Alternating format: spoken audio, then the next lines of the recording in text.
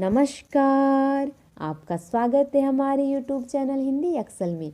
आज हम लोग पढ़ने वाले हैं अव्यय के भेदों की परिभाषा। तो हम लोग को पता है कि अव्यय कितने प्रकार के होते हैं। अव्यय 4 प्रकार के होते हैं। कौन कौन से? पहला क्रिया विशेषण अव्यय, दूसरा संबंध बोधक अव्यय, तीसरा समुच्चय बोधक अव्यय, चौथा विस्मयादि बोधक अव्यय। तो सबसे पहले हम लोग पढ़ते हैं अव्यय का पहला भेद, क्रिया विशेषण अव्यय। क्रिया विशेषण अव्यय किसे कहते हैं? तो जैसे कि नाम से ही पता चल रहा है, क्रिया विशेषण में क्रिया की विशेषता का बोध होगा। तो क्रिया विशेषण अव्यय की परिभाषा हम लोग इस प्रकार दे सकते हैं। जो शब्द क्रिया की विशेषता बताते हैं उसे क्या कहते हैं? उसे क्रिया विशेषण कहते हैं। जैसे आज, कल, कम, ऊपर, भीतर आदि, ये सभी क्या है? क्रिया विशेषण अव्यय है। जैसे इन वाक्यों में हम लोग देख रहे हैं, वह प्रतिदिन विद्यालय जाता है। इस वाक्य में हम लोग क्या देख रहे हैं कि प्रतिदिन क्या है? क्रिया विशेषण अव्यय है। क्यों? क्योंकि प्रतिदिन शब्द से क्या? क्रिया की काल संबंधी विशेषता का बोध हो रहा है, अर्थात क्रिया कब हो रही है, क्रिया के होने का बोध हो रहा है कि क्रिया कब हो रही है, प्रतिदिन हो रही है। तो इसलिए प्रतिदिन कौन सा अव्यय होगा? क्रिया विशेषण अव्यय होगा। उसी प्रकार हम लोग दूसरे वाक्य में देखते हैं, वह भीतर बैठा है। इस वाक्य में हम लोग क्या देख रहे हैं कि भीतर क्या है? क्रिया विशेषण अव्यय है। क्यों? क्योंकि भीतर शब्द से क्या? क्रिया की स्थान का विशेषता का बोध हो रहा है कि क्रिया कहाँ हो रही है, कहाँ बैठा है, भीतर बैठा है। तो भीतर कौन सा अव्यय होगा? क्रिया विशेषण अव्यय होगा। उसी प्रकार हम लोग तीसरे वाक्य में देखते हैं, दीपक बहुत बोलता है। इस वाक्य में हम लोग क्या देख रहे हैं कि बहुत कौन सा अव्यय है? क्रिया विशेषण अव्यय है। क्यों? क्योंकि बहुत शब्द से क्या? क्रिया की परिमाण का बोध हो रहा है कि क्रिया कितनी मात्रा में हो रही है। दीपक कितना बोल रहा है? बहुत बोल रहा है। तो बहुत कौन सा अव्यय होगा? क्रिया विशेषण अव्यय होगा।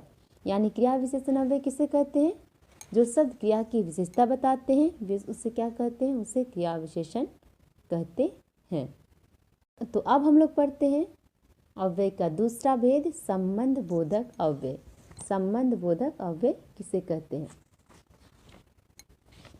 तो संबंध बोधक अव्यय की परिभाषा हम लोग इस प्रकार दे सकते हैं, संबंध बोधक ऐसे अविकारी शब्द हैं जो संज्ञा या सर्वनाम के बाद प्रयुक्त किए जाते हैं तथा अन्य संज्ञा, सर्वनाम या अन्य शब्दों के साथ संबंध का बोध कराते हैं। उसे क्या कहते हैं? उसे संबंध बोधक अव्यय कहते हैं। जैसे इन वाक्यों में हम लोग देख रहे हैं, पार्क के चारों ओर दीवार बनी हुई है। इस वाक्य में हम लोग क्या देख रहे हैं कि के चारों ओर से क्या? के चारों ओर से पार्क और दीवार के बीच संबंध का बोध हो रहा है। तो इसलिए के चारों ओर क्या होगा? संबंध बोधक अव्यय होगा। उसी प्रकार हम लोग दूसरे वाक्य में देखते हैं, हमारे विद्यालय के आगे बस स्टॉप है। इस वाक्य में हम लोग क्या देख रहे हैं कि के आगे कौन सा अव्यय है? संबंध बोधक अव्यय है। क्यों? क्योंकि के आगे के द्वारा विद्यालय और बस स्टॉप के बीच संबंध का बोध हो रहा है। तो इसलिए के आगे कौन सा अव्यय होगा? संबंध बोधक अव्यय होगा।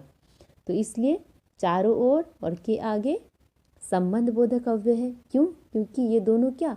किसी संज्ञा के बाद प्रयुक्त हुए हैं और ये वाक्य में आए अन्य संज्ञा शब्दों से संबंध का बोध करा रहे हैं। इसलिए क्या? के चारों ओर के आगे क्या है? संबंध बोधक अव्यय है। तो अब हम लोग पढ़ते हैं अव्यय का तीसरा भेद, समुच्चय बोधक अव्यय। समुच्चय बोधक अव्यय किसे कहते हैं? तो समुच्चय बोधक अव्यय की परिभाषा हम लोग इस प्रकार दे सकते हैं, दो वाक्यों, वाक्यांशों अथवा शब्दों को परस्पर मिलाने वाले अव्यय शब्द क्या कहलाते हैं? समुच्चय बोधक अव्यय कहलाते हैं। जैसे और, तथा, किंतु, अथवा, इसलिए, ये सभी क्या है? समुच्चय बोधक अव्यय है। जैसे इन वाक्यों में हम लोग देखते हैं, उसने परिश्रम किया इसलिए परीक्षा में प्रथम आया। इस वाक्य में हम लोग क्या देख रहे हैं कि इसलिए क्या है? समुच्चय बोधक अव्यय है। क्यों?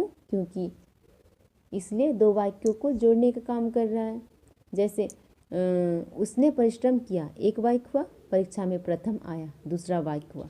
तो दोनों वाक्य को जोड़ने का काम कौन कर रहा है? इसलिए कर रहा है। तो इसलिए कौन सा अव्यय होगा? समुच्चय बोधक अव्यय होगा।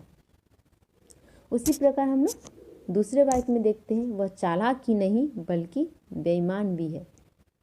इस वाक्य में हम लोग क्या देख रहे हैं कि बल्कि के द्वारा क्या दो वाक्यांशों को जोड़ा जा रहा है। जैसे वह चालाक ही नहीं, एक वाक्यांश हुआ, बेईमान भी है, दूसरा वाक्यांश हुआ। तो दोनों वाक्यांशों को जोड़ने का काम कौन कर रहा है? बल्कि कर रहा है। तो इसलिए बल्कि यहाँ पे क्या होगा? समुच्चय बोधक अव्यय होगा।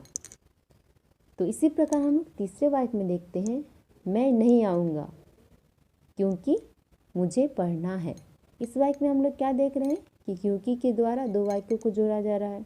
मैं नहीं आऊँगा एक वाक्य हुआ और मुझे पढ़ना है दूसरा वाक्य हुआ। तो दोनों वाक्यों को जोड़ने का काम कौन कर रहा है? क्योंकि कर रहा है। तो इसलिए क्योंकि यहाँ पे कौन सा अव्यय होगा? समुच्चय बोधक अव्यय होगा। अब हम लोग पढ़ते हैं अव्यय का चौथा भेद, विस्मयादि बोधक अव्यय। विस्मयादि बोधक अव्यय किसे कहते हैं?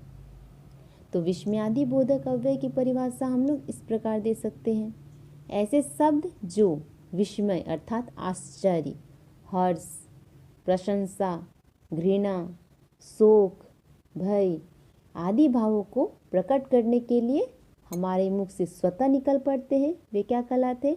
वे विस्मयादि बोधक कहलाते हैं।